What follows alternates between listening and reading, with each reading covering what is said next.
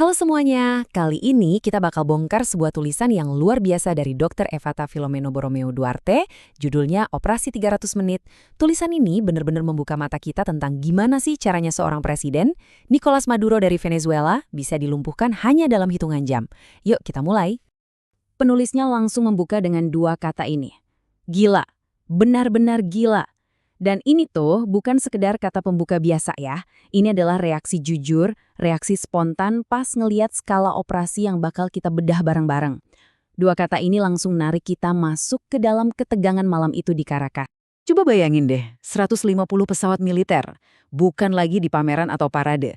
Tapi ini terbang serempak di atas langit Caracas, ibu kota Venezuela. Pada satu Sabtu malam. Dan gilanya lagi, pesawat-pesawat ini datang dari 20 pangkalan yang beda-beda. Ada yang dari Florida, dari Puerto Rico, bahkan ada yang lepas landas dari kapal induk. Semuanya ketemu di satu titik, di detik yang sama. Skalanya benar-benar di luar nalar. Nah, ini dia yang bikin semuanya jadi terasa mengerikan. Menurut penulisnya, ini udah bukan lagi operasi militer biasa. Ini udah kayak sihir logistik. Sebuah pertunjukan presisi tingkat dewa yang direncanain supaya sama sekali nggak terdeteksi dan tanpa cacat sedikit pun. Gimana caranya mereka bisa ngelakuin ini? Kita akan segera bedah detailnya. Oke, mari kita masuk ke babak pertama. Operasi 300 menit itu sendiri. Ini adalah lapisan yang kelihatan, ya. Serangan fisik, serangan militer yang jadi headline di seluruh dunia. Operasi udara ini digambarin kayak orkestrasi hantu. Sebuah tarian balet militer di udara yang sempurna yang punya 4 peran utama. Pertama, ada sang dirijen. Tugasnya adalah jadi semacam konduktor di lapisan paling atas. Ngatur lalu lintas pertempuran supaya 150 pesawat itu bisa bergerak sebagai satu kesatuan yang padu dan mematikan. Terus ada si pengendus. Dia ini tugasnya non-tempur tapi krusial banget. Dia terbang dan nyedot semua sinyal elektronik yang ada di Venezuela. Radar, komunikasi, semuanya buat ngasih tahu si pembuta di mana aja titik lemahnya. Nah, berbekal data dari si pengendus, si pembuta ini langsung melancarkan satu serangan cyber yang dahsyat. Hasilnya, semua layar radar di Venezuela langsung putih semua, blank, buta total. Dan di saat semua buta dan tuli itulah, bintang utamanya masuk. Para penyerang dari unit paling elit, Night Stalkers. Mereka terbang super rendah, cuma 30 meter di atas Laut Karibia, masuk tanpa terdeteksi sama sekali untuk menyelesaikan misi. Mereka mendarat di jantung kota. Tim Delta Force dan FBI turun dari helikopter. Dan hanya dalam 5 jam, selesai. Presiden Maduro ditangkap, lalu langsung diterbangkan ke kapal induk. Cepat, senyap, efisien, dan mematikan. Tapi, apa benar ini inti ceritanya? Nah, sekarang kita masuk ke lapisan kedua, di mana ceritanya jadi jauh lebih dalam dan terus terang lebih bikin merinding. Kita akan bahas soal tombol pembunuh tak terlihat. Karena serangan fisik yang super canggih tadi, mungkin itu bukan senjata utamanya. Jadi ini pertanyaan kuncinya, apa benar serangan militer tadi itu senjata utamanya? Menurut Dr. Duarte, pasukan elit itu mereka cuma tukang bersih-bersih.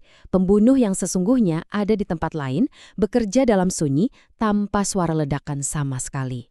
Dan inilah dia senjata utamanya, AI finansial. Sebuah senjata baru yang nggak disimpan di gudang amunisi, tapi berjalan di dalam kabel-kabel fiber optik di bawah laut. Dan yang lebih gila, senjata ini ternyata udah diaktifkan secara diam-diam sebulan penuh sebelum serangan fisik itu terjadi. Slide ini ngegambarin perbedaannya dengan jelas banget.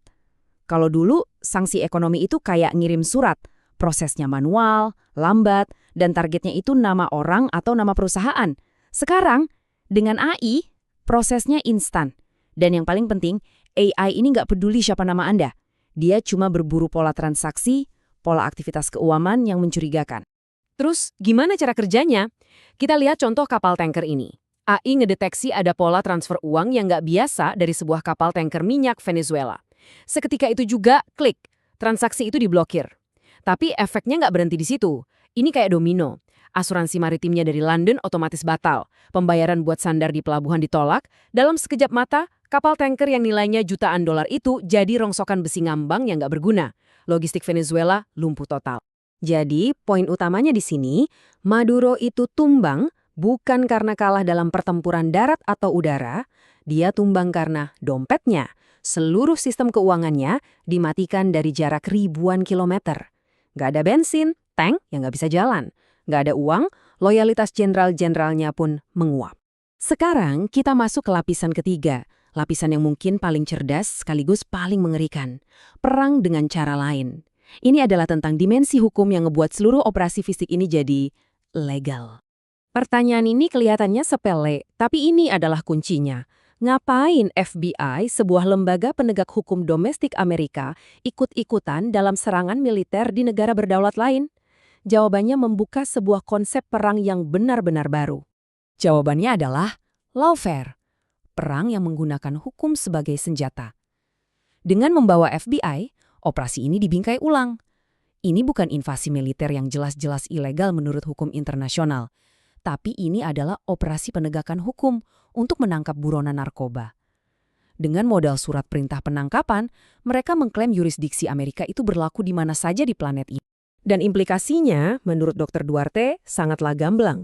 Konsep kedaulatan negara, ide bahwa sebuah negara punya kuasa penuh atas wilayahnya sendiri yang udah jadi dasar hubungan internasional selama ratusan tahun, sekarang resmi jadi sampah. Batas negara dianggap nggak ada lagi kalau Amerika Serikat sudah mengeluarkan surat perintah penangkapan.